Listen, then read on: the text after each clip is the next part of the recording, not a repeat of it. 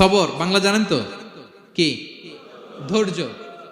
ধৈর্য এমন একটা গাছ যে গাছের চারিদিকে কাটা, কিন্তু ফলটা মিষ্টি সুস্বাদু। এই সুস্বাদু ফল খেতে হলে এই কাটাগুলো সহ্য করতে হবে। ধৈর্য। ছোট্ট ছেলে মেয়েদেরকে ননির পুতুল করে গড়ে তুলবেন না, খবরদার। ওদেরকে কষ্ট সহিষ্ণু করে গড়ে তুলবেন। আপনি থাকতেই কষ্ট করা শিখান, তার জীবনটা স্মুথ হবে, তার ক্যারিয়ারটা ব্রাইট হবে, তার ভবিষ্যৎটা সুন্দর হবে। ছেলেমেয়েরা কিছু চাইলেই সাথে সাথে দিবেন না। অনেক বাবা মা আছে এত আদর করে, এত বেশি আহ্লাদ করে, যা চায় তাই দেয়, পরে হিতে বিপরীত হয়, ঠিক কিনা?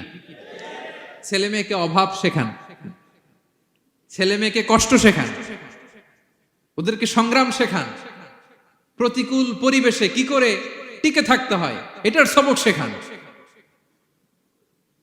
সেদিন লোকমান তাই করলেন, ছেলের সবর শিখাইলেন যে বাবা ধৈর্য ধারণ করো, আতঙ্কিত হবা না। জীবন এটা সহজ নয়, জীবন চলার পথ সহজ নয়, এটাকে সহজ করে নিতে হয়। কখনো সবর করে, কখনো ক্ষমা করে, কখনো অন্যকে ইগনোর করে, কখনো দোয়া করে, কখনো আল্লাহর উপর তাওয়াক্কুল করে, ঠিক কিনা? ছেলে মেয়েকে আদর করে বোঝাবেন, বাবা এখন তুমি বাবার হোটেলে খাও, মায়ের হোটেলে ঘুমাও। সারা জীবন এমন চলবে না, দুনিয়াটা বড্ড কঠিন, এখানে কেউ কাউরে জায়গা করে দেয় না, নিজের জায়গা নিজেরই করে নিতে হয়, ঠিক কিনা? ছোটবেলা থেকেই তাকে দৃঢ় মনোবলের করে তুলতে হবে যে বাবা দুনিয়াটা এত সহজ নয়, এটা সহজ করে নিতে হয়। This is the life hacks. এই লাইফ হ্যাক গুলো আপনি শিখাবেন, লাইফ লেসন গুলো শিখাবেন। ধৈর্য ধরো, সৎ কাজের আদেশ দাও, মন্দ কাজের নিষেধ করো। এগুলো করতে গেলে একটু বাধা বিপত্তি আসবে, কিন্তু শেষ হাসিটা তুমিই হাসবে, ঠিক কিনা? বিজয় তোমারই হবে। কি বলেন? সময়ই কথা বলে, সময়ই কথা বলে। বিপদে ধৈর্য ধরো। বিশ্বনবী আল্লাহ বললেন, ওয়াসবির আলা মা ইয়াকুলুনা ওয়াহজুরহুম হাজরান জামিলা। নবী হে, বিপদে ধৈর্য হারা হবেন না।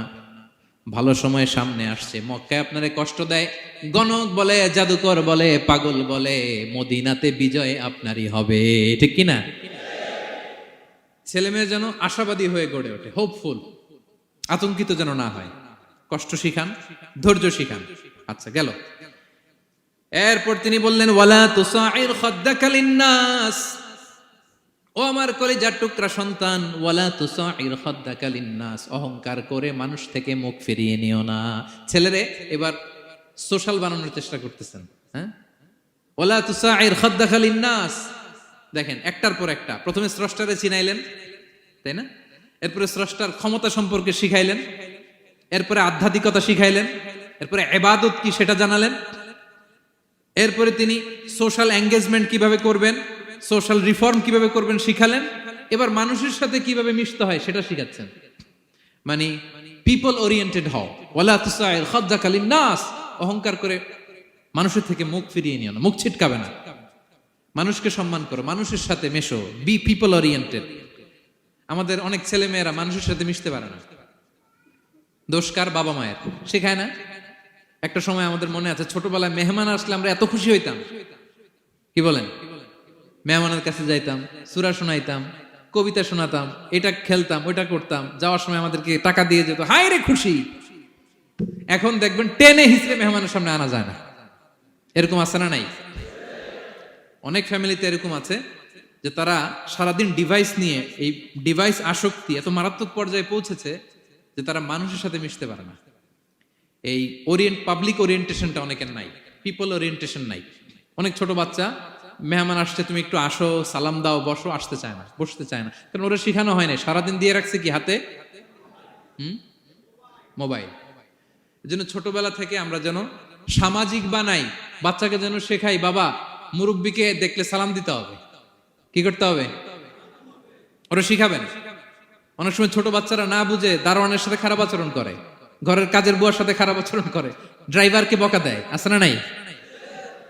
ভদ্রতা, ডিসেন্ট ম্যানার আপনি শিখান নাই, তো শিখবে কোত্থেকে? এই জন্য শুরুতেই বললাম যে গরুর পেট থেকে বেরোলে গরু হয়, কিন্তু মানুষের পেট থেকে বেরোলেই ওটা মানুষ হয় না। ওটারে মানুষ বানাতে হয় দিনের পর দিন, মাসের পর মাস, টিউনিং করে, পলিশিং করে, গাইড করে করে মানুষের মতো মানুষ বানাতে হয়। তাহলে ছেলেনে বললেন ওয়ালা তুসাইর খাদ্দাকা লিন্নাস, তোমার চেহারাকে মানুষ থেকে ফিরিয়ে নিও না, গণমুখী হও, মানুষের সাথে মেশো। ছেলে মেয়েদেরকে এটা বলবেন। শহরে থাকলে মাঝে মাঝে গ্রামে নিয়ে যাবেন, কাদার মধ্যে ছেড়ে দিবেন, হাট বেটা, হ্যাঁ, কাদায় ছেড়ে দিবেন, পুকুরে ছেড়ে দিবেন, দৌড়াদৌড়ি করতে করতে তারপরে তারা শিখবে, দেখবে। মাছ, জ্যান্ত মাছ দেখে নাই আমাদের অনেক ছেলে মেয়েরা, আছে না নাই? ওরা ভাবে মাছ বোধহয় ওই ইয়ের মধ্যেই পাওয়া যায়, শপিং মলেই পাওয়া যায়, ফ্রিজের মধ্যে থাকে, এরপরে এটা খাইতে হয়। জ্যান্ত মাছ দেখলে দেখবেন ভয় পেয়ে গেছে, কারণ শেকড়ের সাথে এদের কোনো সম্পর্ক নাই। এরা যেন গণমুখী হয়, শেকড়ের সাথে যেন এদের সম্পর্ক থাকে। হ্যাঁ, এটাই দেখেন, এই উপদেশটা কয় হাজার বছর আগের। মনে হচ্ছে যেন আজকের পরিস্থিতি দেখে দেখে লোকমান ইসলাম ছেলেকে অ্যাডভাইস করতেছেন। সুবহানাল্লাহ পড়বেন না? ওয়ালা তুসাইর খাদ্দাকা লিন্নাস, মানুষ থেকে মুখ ফিরিয়ে নিও।